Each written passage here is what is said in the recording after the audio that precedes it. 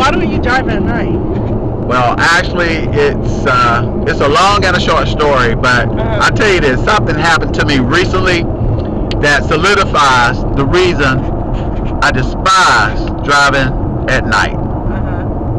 And that is, I had this ride while I was picking up a lady at the W Hotel, which is at Midtown Atlanta, right at 14th Street and Peachtree Street, I think it is, Juniper one of them. Anyway, it's a tight driveway, and you go up a hill to get to the drive in the front of the hotel. There's always cars parked on either side of the drive.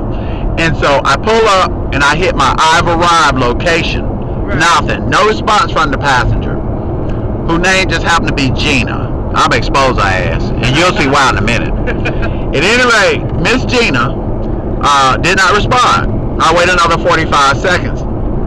This is not a shared ride, so I have to wait 5 minutes to get paid for this. Okay. So it's like another minute and a half goes by, and I send this passenger Gina a message saying there is no parking because I had cars behind me and in front of me. I still wasn't up to the front door of the hotel. I sent her a message saying, please hurry. There's nowhere for me to wait. And nothing from that message either. It took like another minute and a half or so. I still got, I think, about 3 minutes left to wait to get paid. But this lady didn't send, I'm coming out, I'm on the way, nothing. So the guy at the valet in the front of the hotel told me I had to move.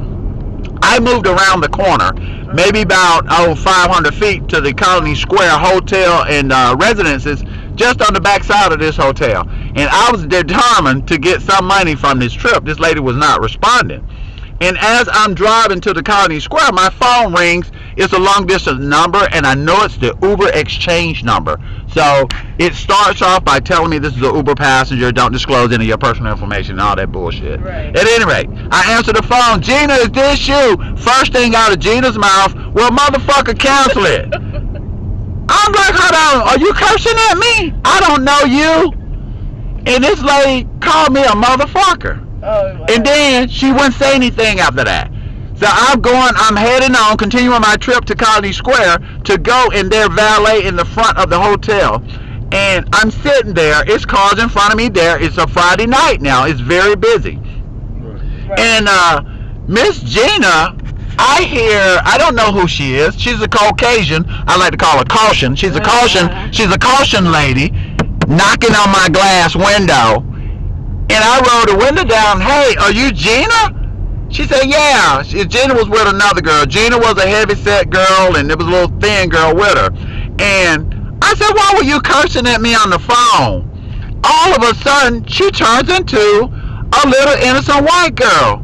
She says, oh, I don't know what you're talking about. I said, yes, you do. You called me a motherfucker on the phone. Wow. I repeated it to her, the reminder. Right. And she said, it's cops right there. There's always cops at Colony Square, right there in the valet. So she acted like I was supposed to be scared, apparently because I'm a black man. But I told her I don't give a fuck about a cop. Right. This cop ain't got nothing to do with us. Right. I said, why did you curse at me on the phone? I didn't curse at you. I don't know what you're talking about. You see those cops? Then the cop knocks on my window. He asked me to roll my window down. I rolled my window down. He said, what's going on, sir?